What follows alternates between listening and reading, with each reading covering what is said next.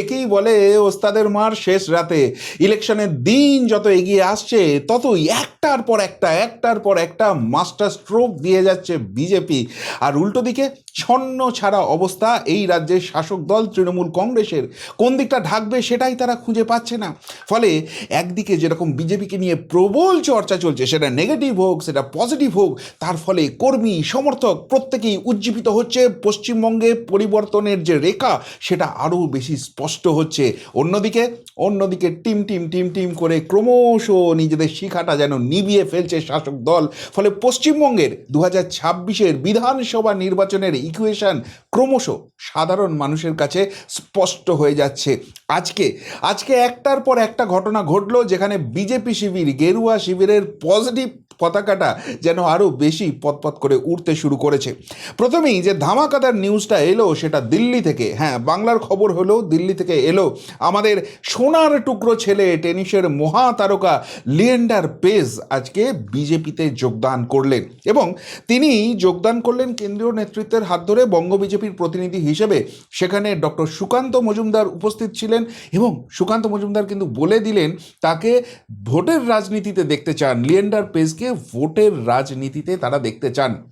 ফলে জল্পনা বাড়ছে। এখনও 6টা আসনে প্রার্থী ঘোষণা হয়নি। কৃষ্ণনগর উত্তর, কল্যাণী, দমদম উত্তর, মধ্যমগ্রাম, কলকাতা বন্দর এবং উলুবেড়িয়া পূর্ব, এই 6 আসনের কোনো একটি আসন থেকে কি লিয়েন্ডার পেজ শেষ পর্যন্ত লড়বেন? এবার লিয়েন্ডার পেজের যোগদান যে রাজ্য রাজনীতিতে ঝড় তুলেছে এবং তৃণমূল কংগ্রেসকে ব্যাকফুটে ফেলে দিয়েছে, সেই ছবিটা স্পষ্ট হয়ে যাচ্ছে। আপনাদের নিশ্চিতভাবে মনে থাকবে 2021-এ নির্বাচন জেতার পর গোয়াতে নাকি সরকার গড়ার কথা দিয়েছিলেন আমাদের ভাইপোমণি এবং সেখানে গিয়ে শেষ পর্যন্ত এত বড় গোল্লা নিয়ে বাড়ি চলে এসেছিলেন। কিন্তু যাই হোক, সেখানে হাওয়া তোলার জন্য এই লিয়েন্ডার পেজকে, বাংলার ছেলেকে, সুদূর গোয়াতে গিয়ে যোগদান করিয়েছিলেন, কিন্তু তাতে কাজের কাজ কিছু হয়নি। আর আজকে লিয়েন্ডার পেজ যখন বিজেপিতে যোগদান করলেন তখন তারাই সেই ঘটনাকে তুলে ধরে যে গোয়ার পরবর্তী মুখ্যমন্ত্রী খুঁজে নিয়েছে বিজেপি, এইসব প্রচার করতে শুরু করছেন।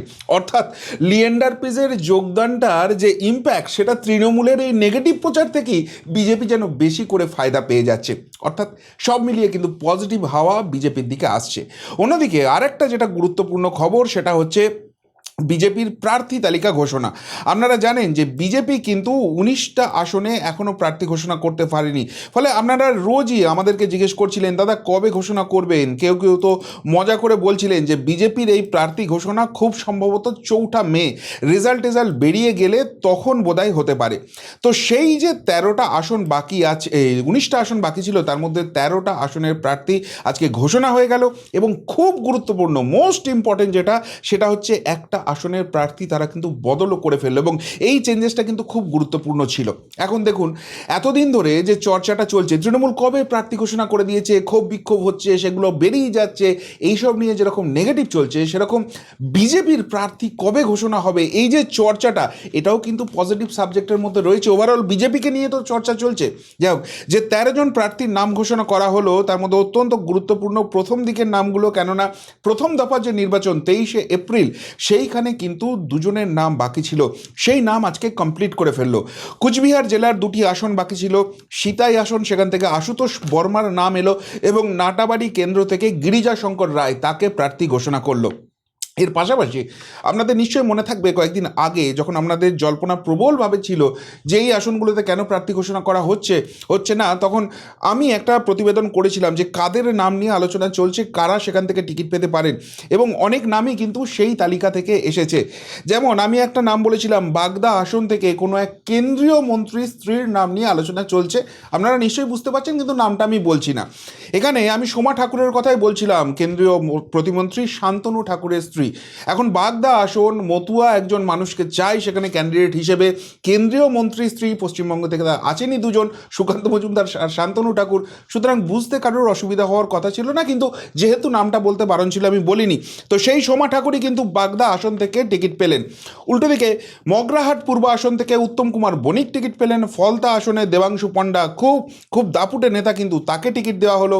সোনারপুর উত্তর, আমাদের একদম পাশের যে বিধানসভা রয়েছে, সেখান থেকে প্রাক্তন আইপিএস দেবাশিস ধরের নাম ঘোষিত হলো। এই নামটিও কিন্তু আমি বলেছিলাম যে দেবাশিস ধরের নাম নিয়ে প্রবল আলোচনা চলছে সোনারপুর উত্তর আসন থেকে। চৌরঙ্গী আসন থেকে কংগ্রেস থেকে আসা 4বারের কাউন্সিলর সন্তোষ পাঠক, তাকে টিকিট দেওয়া হলো এবং এই সন্তোষ পাঠকের কথাও আমরা বলেছিলাম। এবং সন্তোষ পাঠককে নিয়ে এসে টিকিট দেওয়ার মাধ্যমে ওই মধ্য কলকাতা অঞ্চলে কংগ্রেসের যে ভোট ব্যাঙ্কটা ছিল সেটা কার্যত বিজেপি খতম করে দিল, নিজেদের দিকে নিয়ে চলে এলো। এটা কিন্তু একটা মাস্টার স্ট্রোক হতে চলেছে। হাওড়া দক্ষিণ থেকে শ্যামল হাতিকে টিকিট দেওয়া হয়েছে, পাঁচলা আসন থেকে টিকিট পেয়েছেন রঞ্জন কুমার পাল। চণ্ডীপুর থেকে পীযূষ কান্তি দাস, স্থানীয় ছেলে, তাকে টিকিট দেওয়া হয়েছে। গড়বেতা থেকে প্রদীপ লোধা পেয়েছেন। মেমারি থেকে বন্ধুবর মানব গুহ, তার কথা বলেছিলাম, তিনিই টিকিট পেলেন। বারাবণী থেকে অরিজিৎ রায়কে টিকিট দেওয়া হলো এবং ময়নাগুড়ি যে আসনটি ছিল সেখানে কৌশিক রায়, যিনি তৃণমূল ঘুরে আবার বিজেপিতে ফেরত এসেছিলেন, তাকেই প্রাথমিকভাবে প্রার্থী করা হয়েছিল, যেটা নিয়ে কর্মীদের মধ্যে অসন্তোষ বাড়ছিল। সুতরাং তাকে সরিয়ে দিয়ে সেখানে ডালিম রায়কে টিকিট দেওয়া হলো। অর্থাৎ এখনও 6টি আসনের টিকিট দেওয়া বাকি রইল, সেটা নিয়ে জল্পনা জিয়ে রাখলো বিজেপি, কিন্তু সেটা 29 তারিখে ভোট হয়েছে, হয়তো আজকালের মধ্যেই সেটা আবারও ঘোষণা হয়ে যেতে পারে। সেখানে কয়েকটি নাম নিয়ে বেশ আলোচনা চলছে, কিন্তু এই যে প্রার্থী তালিকা হলো এটা কিন্তু ইম্প্যাক্টফুল হলো এবং এখনও প্রার্থী নিয়ে যে চর্চা সেটা কিন্তু জিয়ে রাখলো, যেটা পজিটিভ নোট দেবে। তবে এর মধ্যে সব থেকে গুরুত্বপূর্ণ নাম মানব গুহর টিকিট পাওয়া। তার যে টিকিট হতে পারে বিভিন্ন সূত্র থেকেই খবর পাচ্ছিলাম এবং এখানে একটি মানুষের কথা বিশেষভাবে বলতে হবে, সেটা হচ্ছে কার্তিক মহারাজ। তার আশীর্বাদ ছিল, তিনি মনে প্রাণে চেয়েছিলেন মানব গ্রহ টিকিট পান। আপনাদের নিশ্চয়ই মনে থাকবে লক্ষ্য কণ্ঠে গীতা পাঠ ব্রিগেডে যে প্রোগ্রামটি হয়েছিল তার আগে আমরা বহুজনই কিন্তু ছোট ছোটোভাবে এই গীতা পাঠের অনুষ্ঠান স্থানীয় স্তরে করেছিলাম, মানুষকে উৎসাহিত করেছিলাম ব্রিগেডের গীতা পাঠে যাতে আসেন। আমাদের সোনারপুর দক্ষিণেও আমরা সেই প্রোগ্রাম করেছিলাম। মেমারিতে মানব গুহ কিন্তু হিন্দুত্ববাদী সংগঠনদের নিয়ে কাজ করছিল দীর্ঘদিন ধরে এবং সেখানে মানব গুহ যখন সেই প্রোগ্রাম করে, সেই প্রোগ্রামের মঞ্চ থেকেই প্রথম কার্তিক মহারাজ একদম প্রকাশ্যেই বলে দেন যে মানব গুহর মতো মেরুদণ্ড সোজা রাখা সৎ মানুষকে, রাষ্ট্রবাদী মানুষকে আমরা কিন্তু বিধানসভায় বিধায়ক হিসেবে দেখতে চাই। এবং সেদিন থেকেই জল্পনাটা শুরু হয়েছিল শেষ পর্যন্ত তার আশীর্বাদে। এবং অবভিয়াসলি বঙ্গ বিজেপির কথা বলতেই হবে, আমরা যারা বিভিন্ন সোশ্যাল মিডিয়ায় কাজ করছি এবং বারবার এই রাজ্যের যে অন্যায় হচ্ছে সেই তার বিরুদ্ধে প্রতিবাদ করছি, তার জন্য আমাদের প্রচুর খেসারত দিতে হয়েছে। মানবকে, শফিকুলকে, সন্ময়দাকে, রুদ্রদাকে জেল অবধি খাটতে হয়েছে। আমাদের তো ব্যাঙ্ক অ্যাকাউন্ট ফ্রিজ হয়েছে, আমাদের তো বাড়ি থেকে ডাকাতি করে নিয়ে চলে গেছে। এই যে পুলিশের উর্দি পরে এসছিল, তারা আমাদের যে এখানে করেছে সেই সিজার লিস্টটুকু অবধি দেয়নি। সেই মামলা হেরে যাওয়ার ভয়ে আজকে 1.5 বছরের কাছাকাছি হয়ে গেল, সেই মামলা আর হাইকোর্টে তুলছে না, দুটো মামলায় হেরে যাওয়ার পর, ডিভিশন বেঞ্চে হেরে যাওয়ার পরও নিয়ে যাচ্ছে না। ফলে এই যে প্রতিবাদটা ছিল, আপনাদের অনেকেরই এক্সপেকটেশন ছিল, আপনারা বারবারই বলেছেন যে আমাদের মধ্যে থেকে অন্তত কেউ যেন রাজনীতির ময়দানে আসে। সেই স্টেপটা মানব গুহ নিল এবং আমার পূর্ণ সমর্থন রয়েছে। আমার বন্ধু, আমার ভাই মানব গুহ অবশ্যই করে যেন মেমারি থেকে যেতে এবং সেই ব্যাপারে যদি সামান্যতম কোনো সাহায্য করতে পারি সেটা অবশ্যই করে আমার তরফ থেকে আমি দেখব। মানব টিকিট পাওয়ার পরই মানবের সঙ্গে আমার কথা হয়েছে এবং অবশ্যই আজকে যেহেতু টিকিট পেয়েছে, প্রচুর কর্মী সমর্থকের আবেগ রয়েছে, তাদের সঙ্গে কথা বলছে, বিভিন্ন জায়গা থেকে ফোন আসছে, বিজেপির তরফ থেকেও বহু ফোনাফোনি তাকে করতে হচ্ছে, খুব ব্যস্ত রয়েছে, কিন্তু খুব অল্প বার্তার মধ্যেই বলেছে যে পরবর্তীকালে আরও কথা বলবে, আরও অনেক কিছু ব্যাপার রয়েছে, তো সেগুলো দেখা যাক ভবিষ্যতে কী জায়গায় দাঁড়ায়। কিন্তু মানব গুহর এই টিকিট পাওয়া, এই রাজ্যের যে মেরুদণ্ড সোজা রাখা প্রতিবাদী মানুষগুলোকে বিজেপি কতখানি গুরুত্ব দেয়, কতখানি সম্মান দেয়, সেই জায়গা থেকেই কিন্তু স্পষ্ট হয়ে গেল। এবার আপনারা অনেকেই প্রশ্ন করছেন যে শফিকুল ভাই কেন টিকিট নিল না, বা আমি কেন টিকিট পেলাম না, মানব গুহকে টিকিট দিয়েছে আমাকে টিকিটের কথা বলেনি। দেখুন, এই সব কন্ট্রোভার্সিয়াল কথাবার্তা বলবেন না, প্রত্যেকেরই একটা নিজস্ব চয়েস আছে। তো সেই জায়গা থেকে কেউ রাজনীতির অঙ্গনে এসে লড়াইটা করবে, কেউ সোশ্যাল মিডিয়া থেকে লড়াই করবে, কেউ প্রত্যেকেই নিজের মতো করে লড়াই করবে, কিন্তু আমি প্রত্যেককেই একটা কথা বলবো যে কে প্রার্থী, কী প্রার্থী, এসব ভাবার দরকার নেই। এই রাজ্যে যদি পরিবর্তনটা করতে না পারেন 2026-এর 4 মের পর এই রাজ্যের হিন্দু বাঙালিদের অবস্থা ওই হরগোবিন্দ দাস, ওই চন্দন দাসের মতো হবে। যে মোথাবাড়ি আপনারা খবরে দেখেছেন, যে শামসেরগঞ্জের কথা আপনারা শুনেছেন, যে মহেশতলার কথা শুনেছেন, সেটা দিকে দিকে দিকে দিকে হবে এবং 2021-এ ভোট পরবর্তী হিংসা কি দেখেছেন তার থেকে অনেক অনেক মারাত্মক ঘটনা হতে পারে। ভাইপো হুঙ্কার দিয়ে রেখেছে 26-এর পর সবাইকে দিয়ে জয় বাংলা বলাবে, ওই বাংলাদেশের স্লোগান, মানে কি পরিমাণ এখানে এখানে অ্যাপিজমেন্ট বাড়বে, বুঝতে পারছেন? এখানে দিদিমণি হুঙ্কার দিয়ে রেখেছে যারা বিজেপি করে তাদেরকে বাড়ির বাইরে নাকি পোস্টার টাঙানো করাবে, জীবনে আর বিজেপি করব না। কি পরিমাণ সন্ত্রাসটা করবে এরা, বুঝতে পারছেন কিভাবে এরা মানসিক প্রস্তুতি নিয়ে আছে।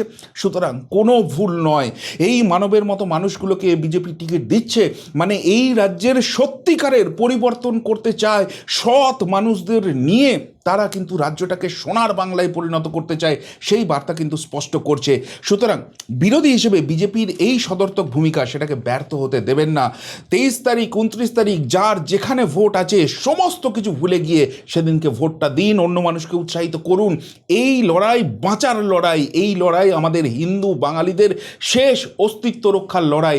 এই লড়াই যদি আমরা জিততে না পারি আমাদের অস্তিত্ব কিন্তু সত্যি সত্যি সংকটে পড়ে থাকবে এবং আমরা বেঁচে থাকবো কিনা সেইটা নিয়ে প্রশ্ন থেকে যাচ্ছে। যাই হোক, পজিটিভ নোট, মানবের টিকিট পাওয়া তো অবশ্যই রয়েছে, কিন্তু তার বাইরেও একাধিক পজিটিভ নোট রয়েছে। ভোটের আগে ঝাড়গ্রামে শক্তি বাড়ালো বিজেপি, বাঁশ কেটে রাখতে বললেন দিলীপ ঘোষ কিন্তু আবারও পুরনো ফর্মে ফেরত চলে এসছেন। তার যে জোশিলা কথাবার্তা, যেটাতে হয়তো বিরোধীরা খুব নাকটাক কুচকোই কিন্তু কর্মী সমর্থকরা প্রচণ্ড উজ্জীবিত হয়, সেই ভূমিকায় দিলীপ ঘোষ ইজ ব্যাক এবং প্রত্যেকটা জায়গায় যেখানেই তিনি যাচ্ছেন সেখানেই কিন্তু একটা বেশ বড় রকমের বিজেপি কর্মী সমর্থকদের মধ্যে ঢল দেখা যাচ্ছে। শুধু তাই নয়, বিরোধী শিবিরে যারা রয়েছেন তারাও বুঝতে পারছেন পরিবর্তনের হাওয়া কতখানি পোক্ত হয়েছে। ফলে তৃণমূল বলুন, অন্য দল বলুন, সেই সমস্ত কিছু ছেড়ে এবার কিন্তু রাষ্ট্রবাদের পক্ষে মানুষ আসছে। এই যে ঝাড়গ্রাম জেলা, সেখানকার গোপীবল্লভপুর, সেখানে প্রায় 500 তৃণমূল কর্মী সমর্থক, বিভিন্ন পদাধিকারী তারা কিন্তু বিজেপিতে যোগদান করলেন। অর্থাৎ নিচু তলা কিন্তু বুঝতে পারছে এই রাজ্যে পরিবর্তন অবশ্যম্ভাবী, আর সেটা বিজেপির হাত ধরেই সম্ভব এবং সেই হাওয়া কিন্তু যত দিন যাচ্ছে তত স্পষ্ট হচ্ছে। অন্যদিকে তৃণমূল কংগ্রেসের কি ছবি, তাদের যারা সর্বেসর্বা সেই ভাইপোমণি, তিনি সভা করতে গেলেন, সেখানে চেয়ার টেয়ার ছুড়িয়ে মারপিট হচ্ছে। সুতরাং বুঝতে পারছেন কোন দিকে হাওয়াটা রয়েছে, কিভাবে রয়েছে, সমস্তটাই কিন্তু পজিটিভ নোটে বিজেপির দিকে যাচ্ছে। কিন্তু সেই লড়াই শেষ হবে না যতক্ষণ না 23 তারিখ 29 তারিখ আমরা আমাদের ভোটদানের ডিউটি কমপ্লিট করতে পারছি এবং 4 মে বিজেপি তাদের যারা কর্মী সমর্থক রয়েছেন তারা গণনাটা সুষ্ঠুভাবে কমপ্লিট করাতে পারছে।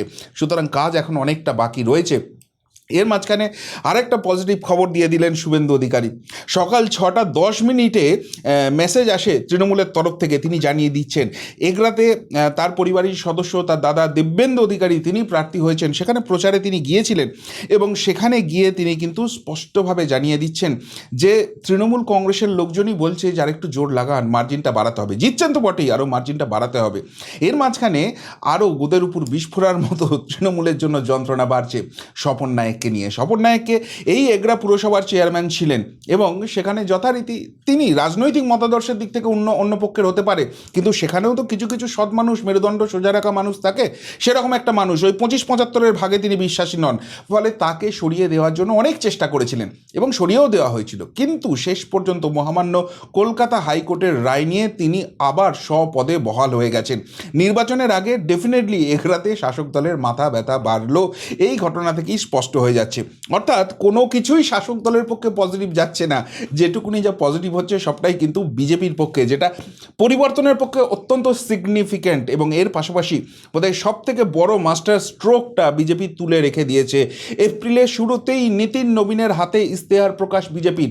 দেখুন, তৃণমূল কংগ্রেসও একটা ইস্তেহার প্রকাশ করেছে, ওই পুরনো মত নতুন মতলে পাবলিশ করার মতো ব্যাপার আর কি, পুরনো জিনিসই ঝাড়াই মোছাই করে এদিক ওদিক করেছে এবং সেটা নিয়ে মানুষের কোনো রকম কোনো আগ্রহ নেই।